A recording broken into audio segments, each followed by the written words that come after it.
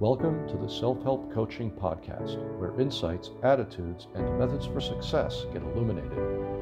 Learn what leaders and change workers have done and are doing now to create magnificent futures. We interview great guests who inspire you to overcome obstacles and achieve your goals. Be sure you visit our website at self-helpcoaching.com. While you're there, subscribe to us via your favorite network. Now, just relax as you listen. You can do something else, but be ready to make an important note. And let's get started. The title of this interview is Purposeful Productivity: How to Manage Your Time and Energy for Maximum Results.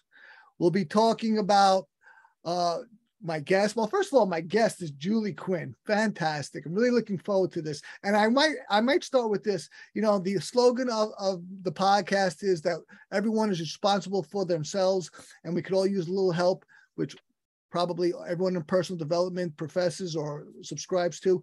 Julie is the only person ever come on my podcast and articulate how much she appreciates that. And I think she said she's excited by that. So I really appreciate that right off the bat. But Julie Quinn is my guest, and I'm really looking forward to this interview. Her mission is to end suffering at work. Ooh, I like that. She's going to share new and practical tools that you can use to get control of your productivity, that you can use to feel more calm, focus, and peace at the end of each day, and be more confident that you are on the right track toward meaningful and fulfilling work and life. So we'll be talking about productivity, motivation, leadership, management, communication, relationships, conflict, and purpose. So hopefully we can get that all into this, hopefully not too brief, but not too long interview. And I'm really looking forward to this. Now, let me tell you about Julie. Julie Quinn is a leadership strategist, consultant, and coach who inspires and equips her clients to achieve greater productivity, better leadership, and more meaning about their work and lives.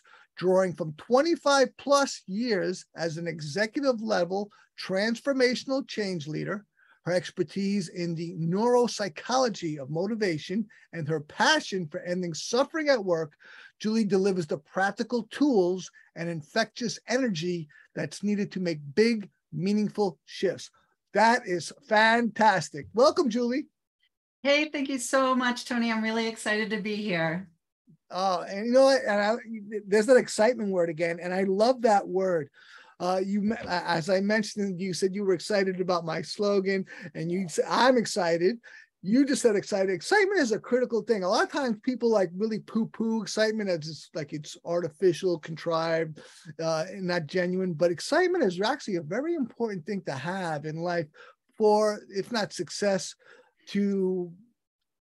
as an attitude, as a general attitude, and is as a way to look forward to doing something, which is a critical thing. If things are just too arduous or banal, it's hard to go about them, isn't it?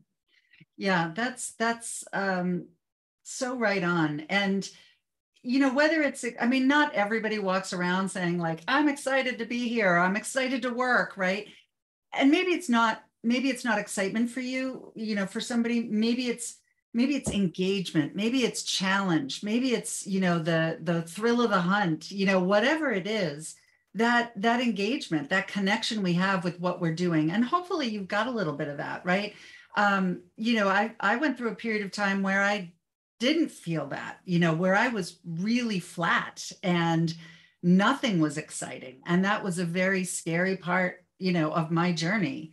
And I managed actually to use some of the things we'll talk about today to get out of that period. But, hopefully people are feeling, at least in their lives, some excitement, some joy, some engagement, and hopefully in their work. Work doesn't have to be a slog. And, this is my work here, is having wonderful conversations, with people like you. So I've purposefully built my work to be exciting. So works for me. I can't overemphasize this because, the more excited I am, the more life delights me.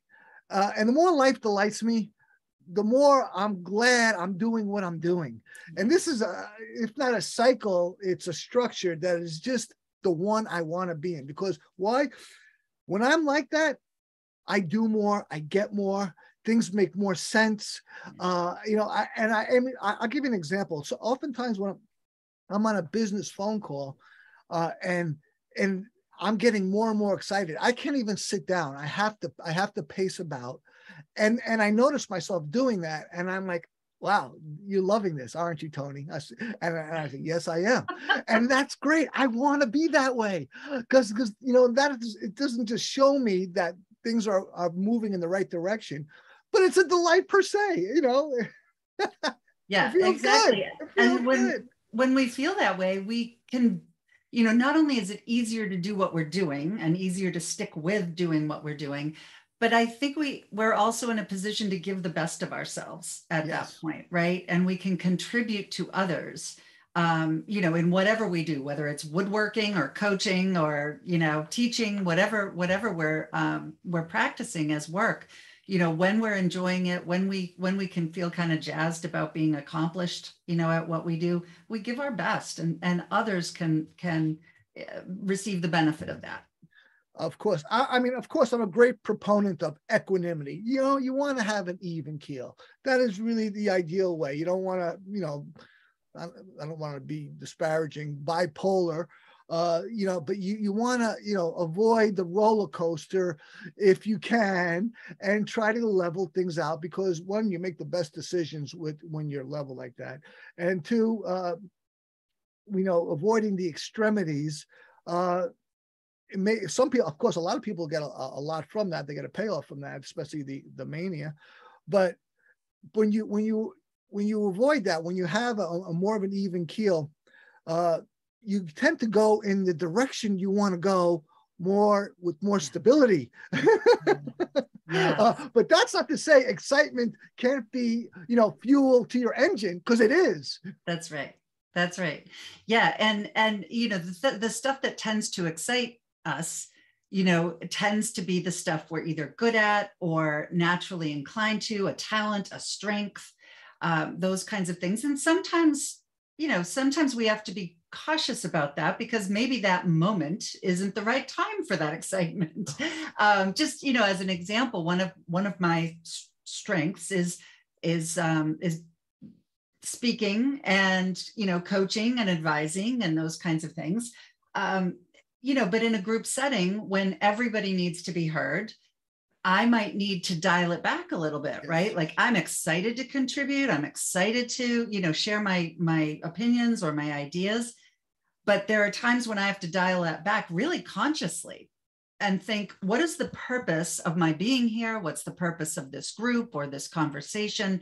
And is my, over involvement or over excitement going to squash somebody else's ability to contribute? So when we think about that, that's that equanimity you're talking about, right? That's that even keeledness when we're, and that's where that productivity, being aligned with our overarching purpose, is really where I love to play with leaders and managers. What are we ultimately trying to achieve here?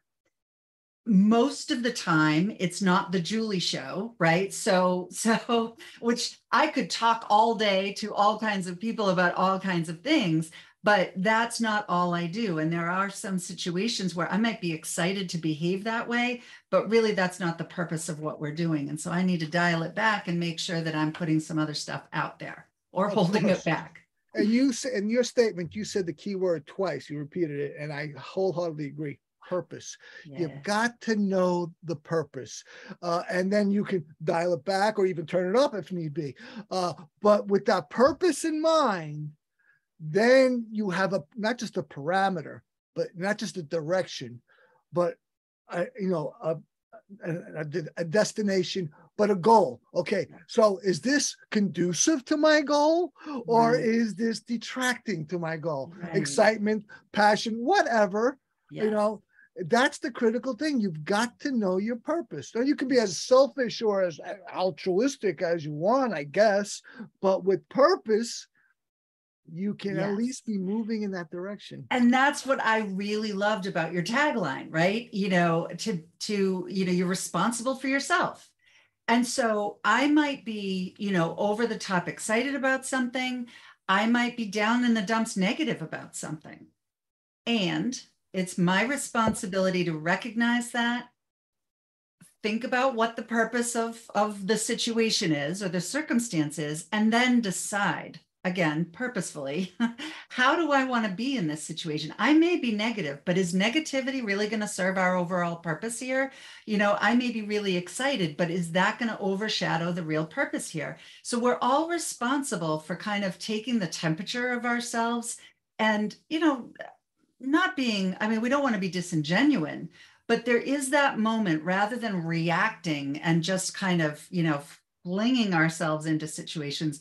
We can be a little bit more thoughtful about what are we putting into this relationship or this exchange or this circumstance that's going to be the best thing for our overall direction, as opposed to, just kind of. I like this. I like, this feels good. Yeah. And maybe maybe this will be a conclusion or not. But I can't overemphasize the importance of purpose. I'm launching. My company is over 4 years old. We still haven't launched our app. We're almost 3 years behind schedule because we're undercapitalized. I've created a virtual coaching program, Proficio, that's going to transform self-help. It's going to usher in a success revolution. Those are bold claims. Okay. But I'm so purpose driven. I got to tell you, Julie, this is the hardest thing I've ever done in my friggin' life. All right. And I'm a veteran. I've been homeless. I'm a recovered alcoholic. This is the hardest thing. Right now, I just got news from my patent lawyer that we had another rejection from the patent office. It's going to cost me another $8,500. I'm already undercapitalized, striving to capitalize. And, it was, but since, and I get frustrated and sometimes I get depressed about it. But since I'm so purpose driven about this, about Proficio, that it gets me, if I get down, it'll be brief, and I won't play in self-pity.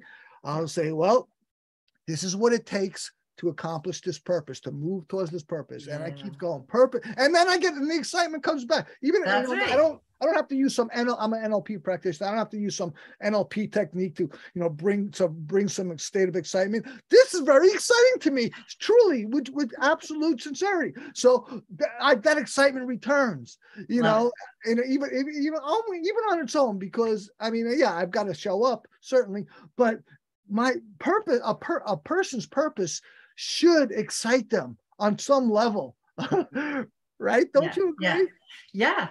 And again, I've met a lot of folks who are like, well, I'm not excited, but I'm like, okay, maybe you got a different word for it, but it's got to move you, it's got to be moving in some way. There's got to be some positive emotional connection to, this is what I'm putting out in the world. And, the hard thing is a lot of people don't know what their purpose is, or that feels like really far away and abstract. And, it can be as simple as being an awesome mom, or keeping a really great home, it doesn't have to be some Bill Gates, Steve Jobs kind of thing, Maya Angelou kind of thing. It can be, really just what you are designed to put on this earth. Right. And if it gives you the warm fuzzies, you're on the right track. When I worked as a life coach, even when the client didn't want it, oftentimes I would bring up this purpose, because this is a difference between something being a task and it being a joy. Yeah. And that is a big difference, because you gotta, want to do something to really be effective. It's not totally necessary, but the more you put yourself into it, the more you're gonna get out of it. Yeah. Yep, exactly. So that's a very important thing. All right, let's take a moment to hear from our sponsor. We'll come right back. And when we get into our passion, we're right back with the passionate Julie Quinn. This episode of Self-Help Coaching is brought to you by Proficio. When people learn something, they want to use it, so it has real value. And the best teacher is experienced. Visit www.proficio.io. That's PERFICIO.io where Proficio will have you taking action with what you're learning immediately. You'll be closer to your goals before you even realize it. You're listening to the Self-Help Coaching Podcast with me, your host, Tony Petroza. We're having an exciting conversation with Julie Quinn, and now we're going to get into some of her excitement. All right. So, Julie, how did you come to be so passionate about this topic and the things that you do, which is personal development and certainly a lot more than that, I would say? Yeah. So I've got the name, the Uncommon Leadership Strategist, right? That's kind of, what I've come to be known as with my clients and the organizations that I've worked in. And I'll tell you, kind of, I won't go all the way back, but, to where I was born and all, but I'll go back enough. When I was it was either 16 or 17 years old, I worked at, a grocery store, and I was a grocery checkout, clerk. And there was a bagger at the end of my line and a bagger at the end of the line next to me. And a customer was coming through, and she was paying with food stamps. And the bagger at the end of my line started loudly, kind of derogatorily commenting on the use of food stamps, talking to the other bagger. And that was awkward and needed to be handled. The manager of the grocery store overheard the situation, came flying out, read the kid the riot act, like hard, which again, needed to be dealt with and dealt with quickly. The reaction though, the reaction was really outsized. And so now we're all stunned. Reaction of whom? The manager. The manager went really over the top. Okay. Which I suppose is, arguable, but it was uncomfortable for everybody, including the customer who was already making the customer feel awkward. Not a good business model. Exactly. So it didn't help the situation. So at that moment, we're all kind of stunned, right? And now awkwardly kind of moving about. In that moment, and I know this is really hard to believe, but in that moment, I decided what I wanted to do with my life. As a young bagger. Exactly. Bread in hand, scanning the bread. I decided that I wanted to teach managers how to communicate to employees in a way that inspired employees to do the work of the organization in a way that made the organization a great place for the customers to be. And therefore, right, make a lovely little ecosystem for us to have good, positive profit and engagement and all that good stuff. I had no idea what those words were. I did not know what those jobs were, but that's the moment when I decided that's what I wanted to do. And I was in the process of applying for colleges, and I couldn't find anything that looked like this, right? There was communication, but it was media, there was marketing, there was management. But when you looked at the management degrees, there wasn't really anything about this particular part. And my dad was a school teacher. My mom was an entrepreneur. So neither of them had human resources as part of their language. So I didn't know what this was. So I took the closest thing I could find, and it was interpersonal communication and rhetoric was my degree. And rhetoric. And rhetoric, yes, which scares people. I actually I think that word has a stigma these days, even though it's actually a fine word and it activity. Does. It's the art of persuasive communication, right? Rhetoric. And persuasive, can sound like manipulative, right? And that's where we get the stigma in it. So I actually have left it off my resume for a while, just not to make people nervous. Right. But so I found that degree and I loved it. It was all about social communication, marketing communication, political communication, gender communication, all kinds of ways of communicating. We went back to Socrates and Aristotle and Plato and all of these early thinkers about communication. And then so I graduated with that and went, okay, now what? Right. I still didn't really know what it was I was looking for. So one of my first jobs ended up being as a training and development coordinator. And that was pretty close. Was that for a corporation? Or? It was for. So was that their HR department?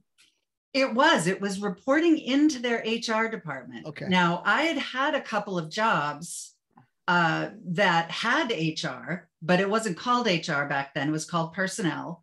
And my experience of that department was policing, punishment, paperwork, and policy. And I didn't want the 4 Ps. anything to do with that. Like, right. No, thank you. You guys don't seem the 4 to be Ps, which you were practically aghast at. Oh yeah. Oh, it was not good. It was not good. So I'm like, well, I definitely know I don't want to be there. right. So I took a job as a training and development coordinator, and it happened to report into the HR department. And I loved it. I was like in my own little world, and I could develop management training just like I wanted to do. So I was doing communication courses, management courses, and I grew in that role to be doing, to do global leadership programs. And so that's where I really cut my teeth on some of this stuff. And then one of my bosses said, Julie, you're up in your ivory tower of training and development, and that's all well and good, but you're in a laboratory. Like, that's not real life. What happens in your training programs doesn't happen on the floor. So you really need to get some HR experience.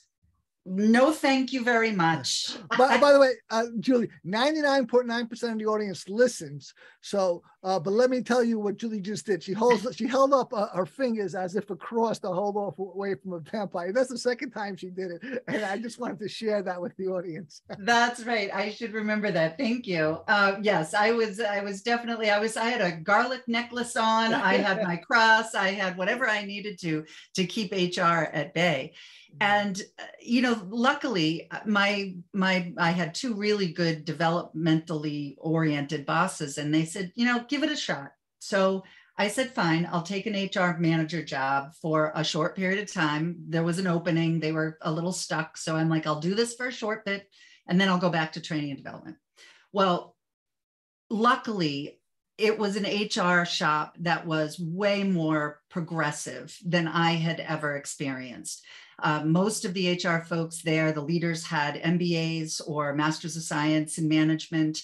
They were business-oriented people. They helped the organization find out how we could do things as opposed to why we can't do things. So it was a very different exposure to a very different HR group. So I say I was HR raised by some really progressive HR leaders. And the clouds parted, the angels sang, the sun shone, and I was home. I was like, this is really what I want to do. Because I was in the moment coaching employees, coaching managers, coaching leaders on how to, in real time, how to overcome the conflict, the conflicting priorities, the productivity issues, all the things that get in the way of good business and good engagement.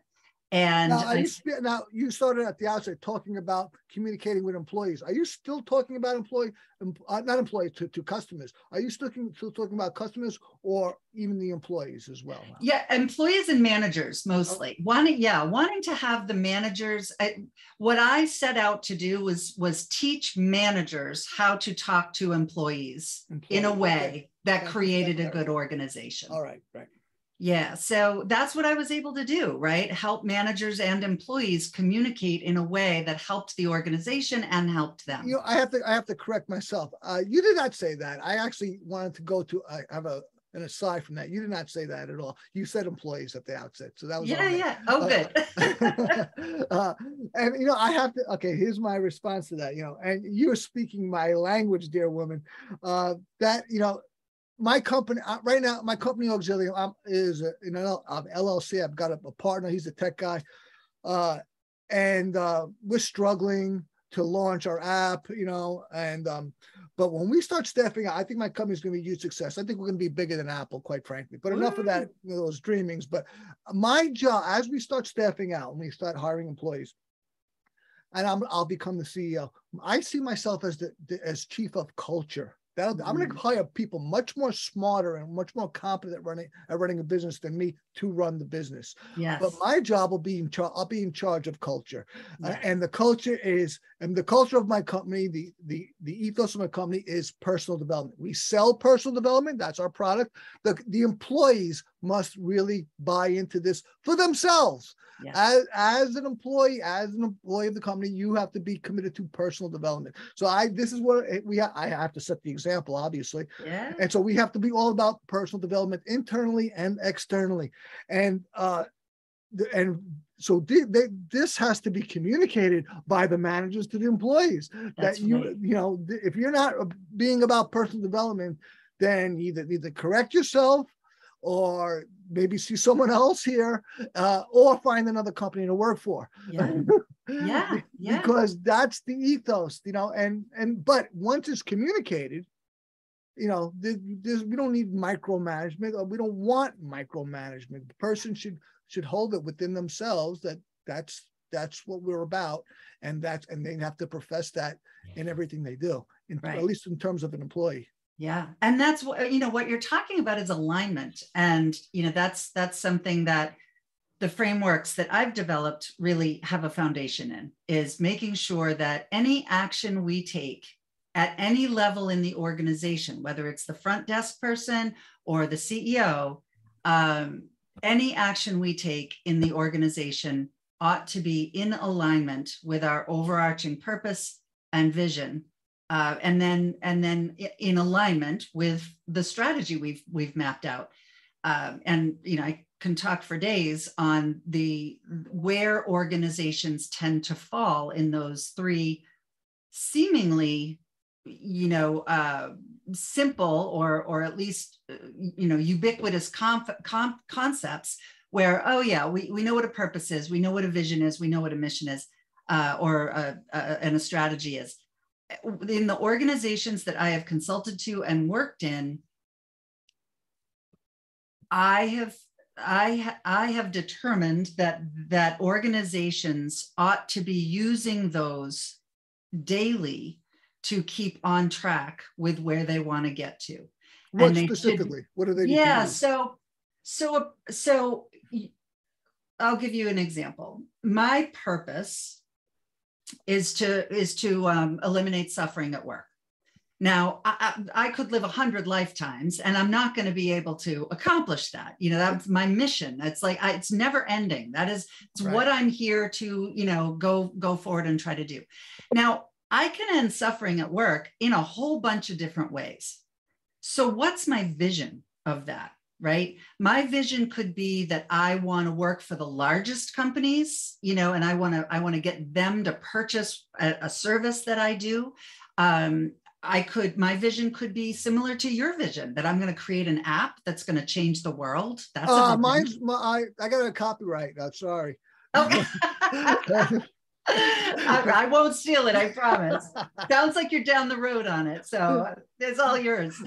And my vision for this is that I want to work with people who want a better work situation. I don't want to work with companies. I want to work with people, and I want to scale through other people who want to help people. So now I have a vision, right? And so by communicating to myself and any staff that I take on, that our overarching purpose is to reduce suffering at work. So I could coach about horseback riding or raising good kids, and make money at that and have extensions. But is that helping people to suffer less at work? Probably not. So just by measuring an opportunity that happens in a day-to-day conversation against my purpose and vision, it so very much more quickly helps those conversations to come to resolution.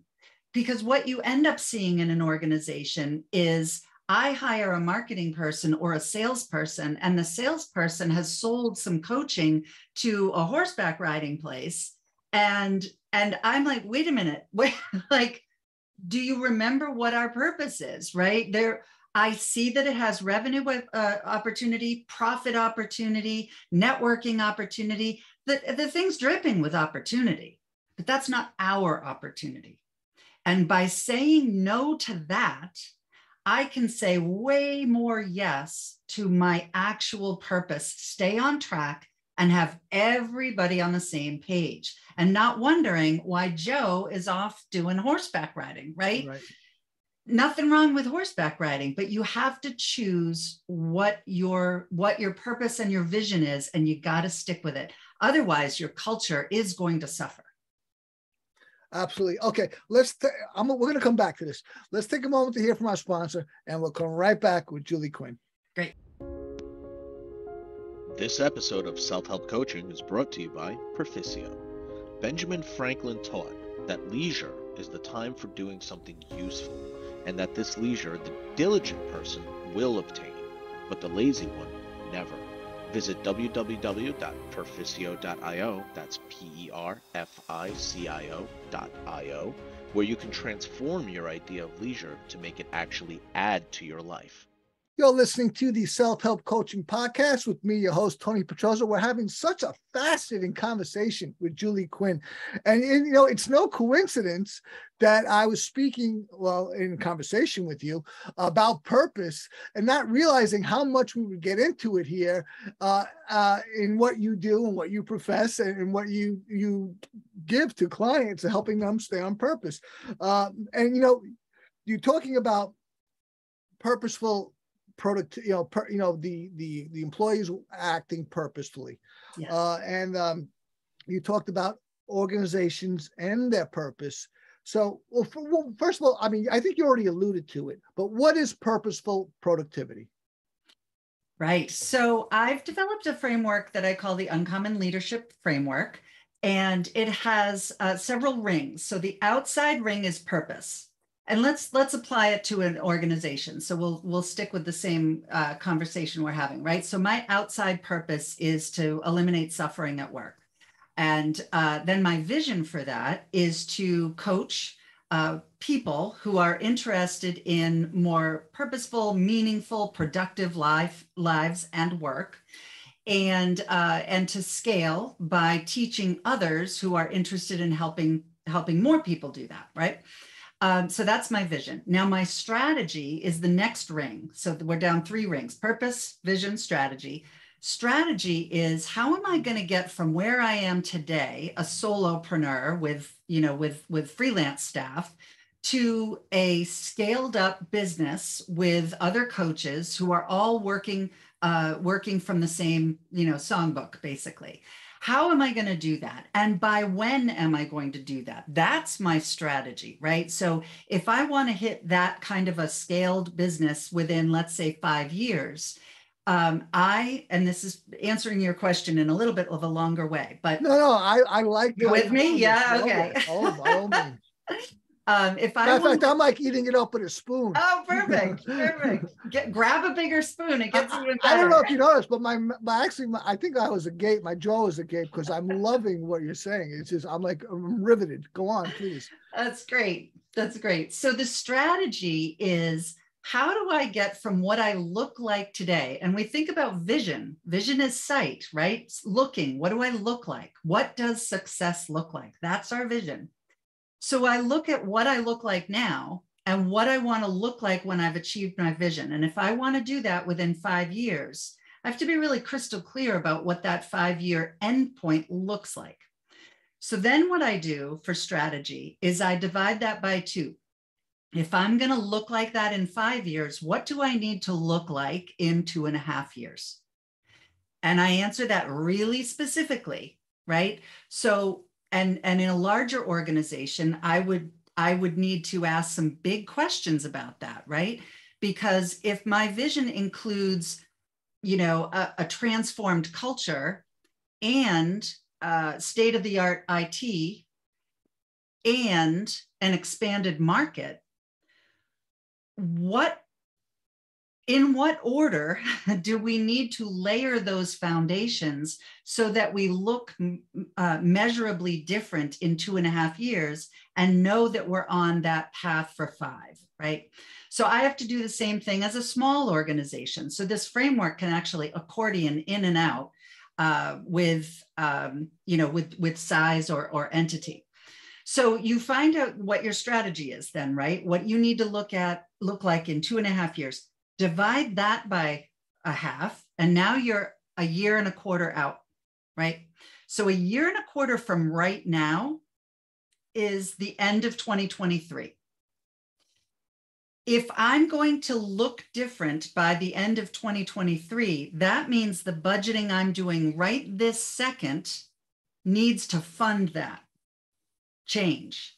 So all of a sudden, a 5-year plan, if you do this strategizing correctly, if you're not panicked by the time you go, oh my gosh, I've got a budget for what I need to do so that I hit 5 years, then you're not doing it right. A 5-year plan requires right this second budgeting for what you want. And if you're just kind of hoping it's going to work out, that you're going to be behind the 8 ball. Right. So we're three rungs down: purpose, vision, strategy. The next 3 are performance, and that is, what do I personally need to do? And what do my peer leaders need to do in order to make this happen? And I'll come back to performance in just a minute. Then we go into the individual piece. So every single person, from CEO to front desk person, can look at this purpose, vision, strategy, know what their role is in the performance piece, and now they need to take responsibility for themselves and do 2 things. One, at the very core of this concentric circle framework, is motivation, individual personal motivation.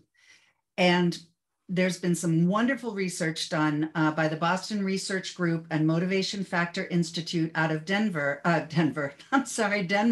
Good Lord. And nothing wrong with Denver. Nothing wrong with Denver. Just very far from Denmark. That shows, if you look at an engaged person, 55% can be attributed to what the environment gives them, what the employer gives them. Good pay, good management, good environment, good resources. 45% is attributable to what they bring themselves. And that is 3 things: their connection to the strategy, how well they connect to it, know what it is, connect with it, are engaged and excited about it, as we talked about. How well their intrinsic motivation is, how well they see their natural talents being used and valued. And the third part, which is the most important part, is motivation capability. How well they know what engages them and disengages them, and what to do about it when the purpose requires them to engage, even if they don't feel like it. So that's the core of this. Does that have a specific response, or is there a generic one if they have to disengage? Or no, it's specific to them. It's unique to them. They need to know what they need to do in order to reconnect or connect in the first place. So that's the core of this framework, is every individual needs to know what drives them and how to drive themselves when they are not driven, right? So that's that personal responsibility. If you're working here, you need to engage, and it's not just up to the employer. And then the second thing the individual has to do is be productive and be productive in the context of that concentric circle that we just talked about, all the way up to purpose.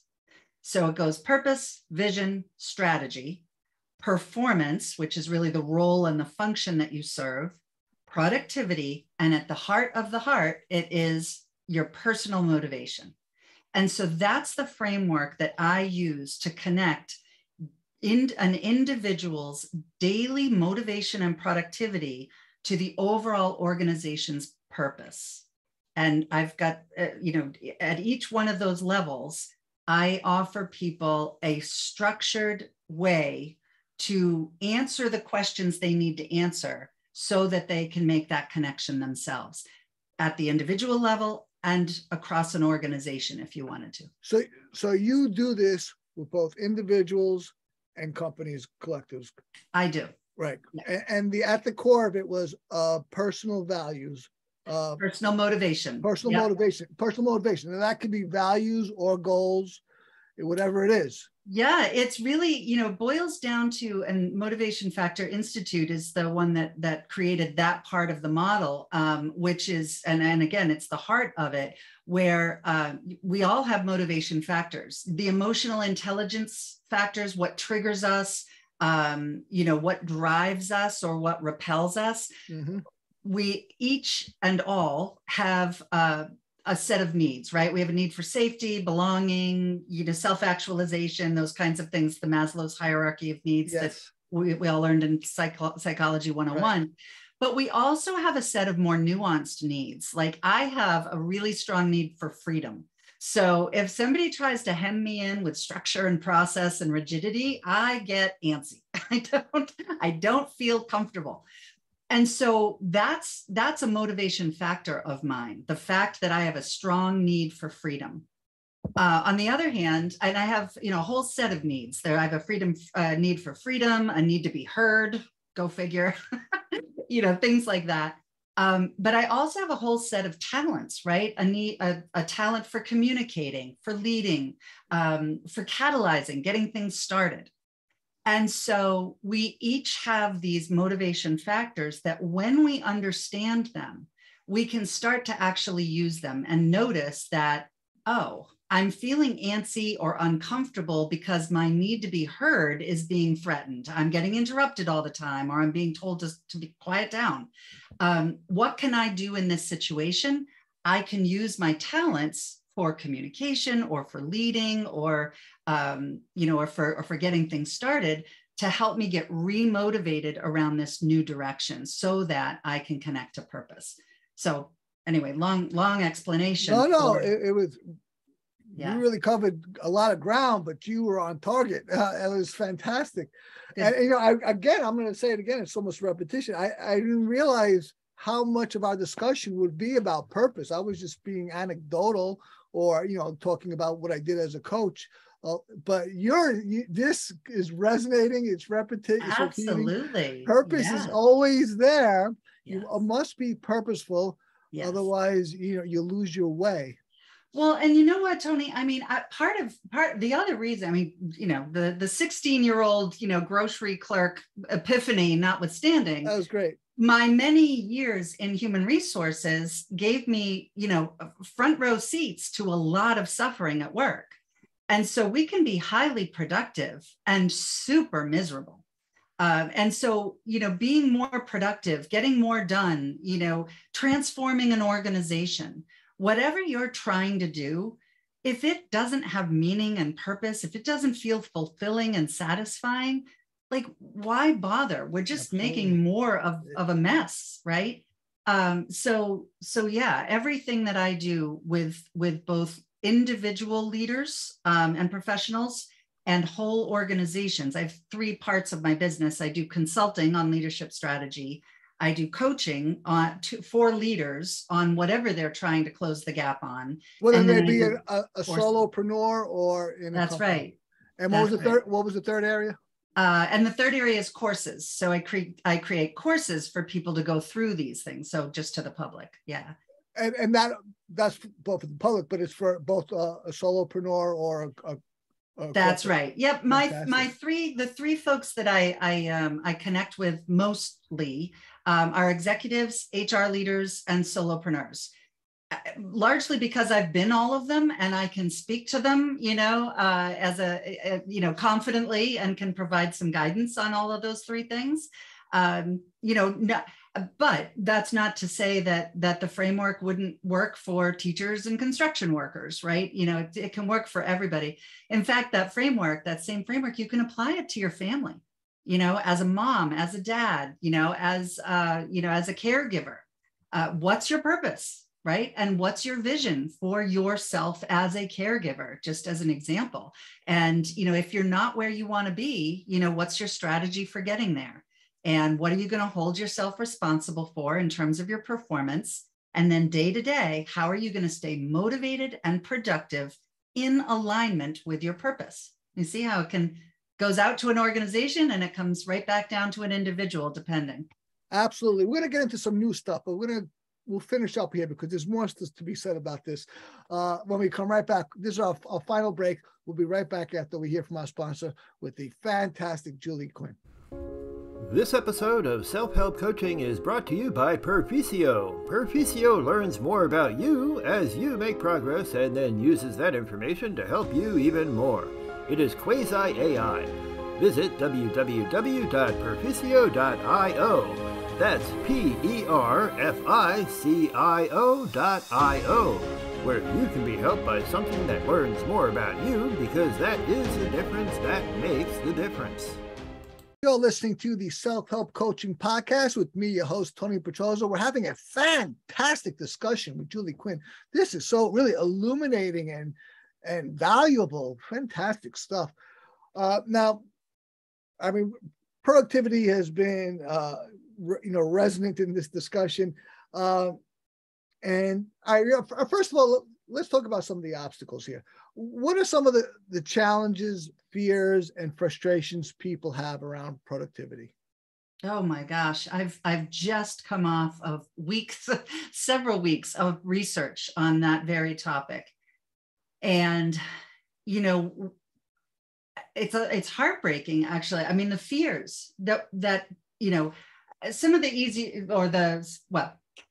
some of the fears. I'm not going to get everything I need to get done.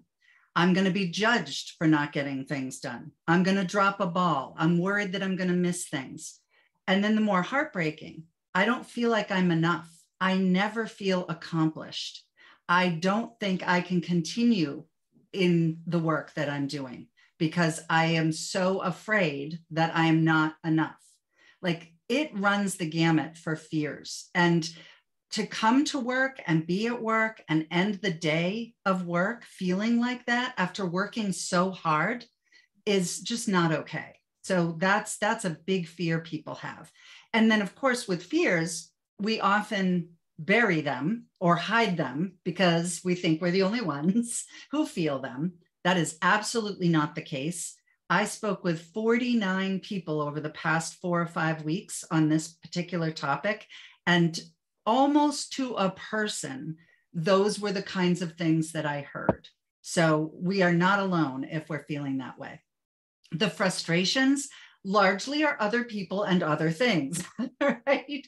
Too much work. My boss doesn't understand. My colleagues don't respond quickly enough. My kids have too many things to do. Whatever it is, the frustrations are often things that are outside of our control, which can be absolutely crazy making. And the challenges that I heard were people felt really, really challenged by their own energy, their own inability to muster the energy or to dedicate the focus to what they needed to do. They actually, in some cases, especially where the ones who sounded like they were closer to burnout, and this is actually a factual side effect of burnout, is cognitive compromising your cognitive ability. You literally are not able to think when you're in that level of burnout, and to be able to not decide what's important, to not be able to decide which priority is the one that's the real priority. So there was a lot of challenge that people put on themselves for not being able to get out of their own way. Absolutely. Your fear doesn't just get in the way of success. Fear prevents you even beginning the success journey. Yes. But I like to say something about purpose. As a segue of sorts.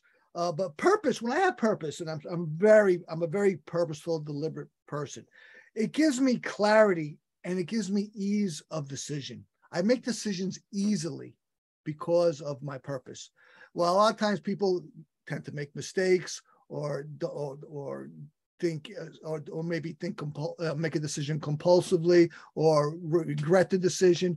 But I have less of that because I'm very deliberate about my purpose. So you're nodding your head in agreement. I am. How can someone achieve purposeful productivity? And maybe if you want to touch in about decision-making as well, as I just brought up, if you'd like. Yes, so there's a method that I use to help people find their purpose. And we can start by asking ourselves, what energizes us? Think back to activities or events or periods of time in your life that you were really energized. Or think about just this past couple of weeks at work. What parts of your job really get you going? You just love being a part of it, right? And write those 3 things down. I call those energy boosters, right? So they're things that give you energy naturally. And then you can list 1, 2, or 3 what I call superpowers, right? So thinking about what do you do that other people, your boss, your colleagues, your family, your friends say, you know what, Tony, I wish I could, X, Y, and Z as well as you do. It comes so naturally to you. Or, if I had to do X, Y, and Z, you'd be the one I called because you are awesome at it. You just can't help but be good at this thing. In fact, let me ask you, what comes to mind when I say that? What are you awesome at that people are like, God, I wish I had that you do? Well, I'm very purposeful. Okay. As my girlfriend, and she's not, and she does things slowly. I do things quickly because I know what I'm doing. I'm very purposeful about what I'm doing, even in mundane goals. Yeah, because I know what I'm doing. I go and do it. And you can scope out. And so, those, if you come up with 1, 2, or 3 of those things and you marry the boosters and the talents, I then take people through, and you can do this on your own. I take people through an exercise that actually this came from originally from the Motivation Factor Institute folks, where they say, it's all a purpose should always be in the present tense, which we know, and also should be contributing, right? It can't be something that we can check the box off ourselves. And a good example is, using, like, for instance, I want your goal, your purpose can't be, I want to pogo stick 1,000 times. I want to, jump on the pogo stick 1,000 times. That can't be your purpose. Your purpose has to be, or even learn how to jump on the pogo stick. Your purpose has to be something that you can't check the box off, right? So I want to be fit and adventurous, right? And so, okay, pogo stick kind of falls under that umbrella. It certainly takes some level of fitness. It certainly takes some adventuresomeness. And so it's a way of being. It's a way of being, exactly. And so taking a purpose statement with I, and then some sort of help or contribute, because it's got to be bigger than you. I help or contribute, and then pull from those energy boosters and talents, those superpowers, and say what you do with whom and why, right? And so if you have a I, help or contribute, and then pull a what I do with whom and why from your boosters and superpowers, you are kind of well on your way to what your purpose might be, because you've just investigated what gives you energy and joy. And that's probably where your purpose lies. It's probably in there. And usually you need a coach or a third party to kind of help you see the stuff that we're too close to see. But that's a great way to find purpose. Now, how a tool I use to make sure that I am purposefully productive is that every day I start my day off with a sheet of paper that has on it my purpose and also my vision, and a couple of bullets for my strategy, just so I have that big picture. It's a tiny little, couple of inches on my page. That just remind me, here's what I'm working for. And then I put my appointments on one side, and I have my list of to-dos in the middle. And at the top of those lists of to-dos, I put a star, well, not on the top, but when I look at my list of to-dos, all the things I've got to do, I star the ones that are going to, and this is the question I ask myself, what one thing can I do today that will make the biggest positive difference in my advancement toward my purpose? Toward your purpose. Yes, toward my purpose. So what one thing, it's a great question to ask yourself, really, about almost anything. What one thing can I do today that will make the biggest positive difference toward my toward of advancing toward my purpose. Mm-hmm. Now, the answer might not be, send that client email or Right. write that proposal. Right. It might be go water the plants and walk outside for a little while, right? Like, because purpose is all, it's all encompassing. It's me to have the energy I need to do these things. So give yourself a break. If you're thinking about purpose and productivity, it doesn't have to be hard. In fact, when it feels less hard, you're probably getting closer. And those are just 2 tools that you can use to get a little closer to purpose and a little closer to productivity. Fantastic, immediately accessible.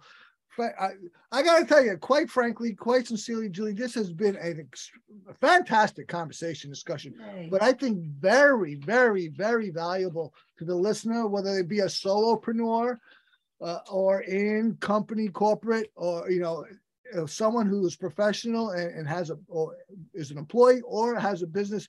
Fantastic. I really, really appreciate it. Great stuff. How does a person get a hold of you? Yes. So I'm easily reachable by email at jq@juliequinn.com. You can visit my website at juliequinn.com. And I do have a free gift for folks if it's easy Absolutely. If it's easy to share, I can actually tell you what the link is for that. That's Julie Quinn. There's an E at the end of the 2 N's. That's right. It's Quinne,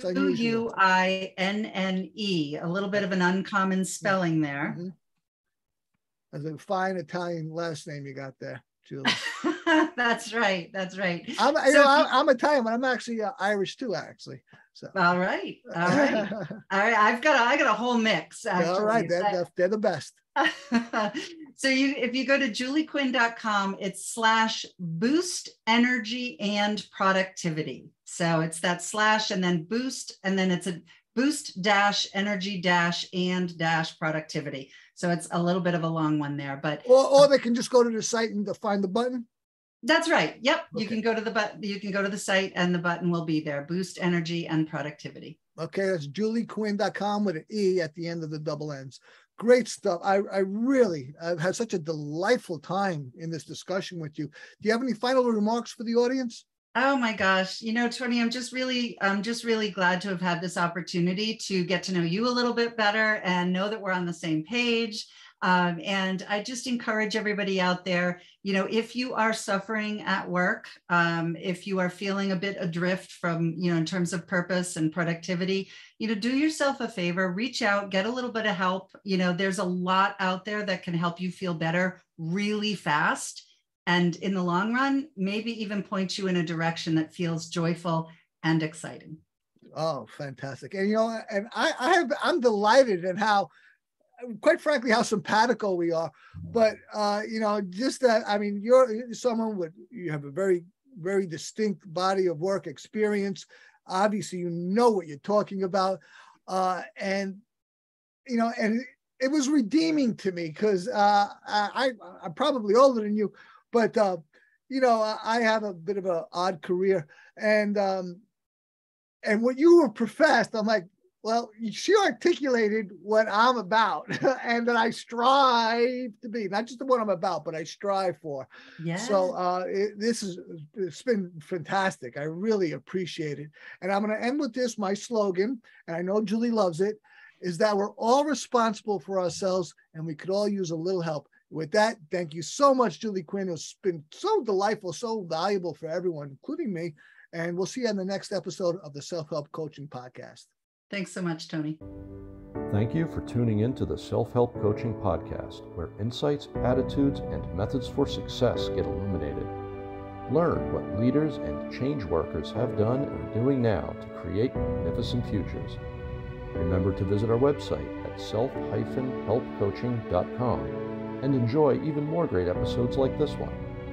Again, while you're here, subscribe to us via your favorite network. We look forward to seeing you next time on the Self-Help Coaching Podcast.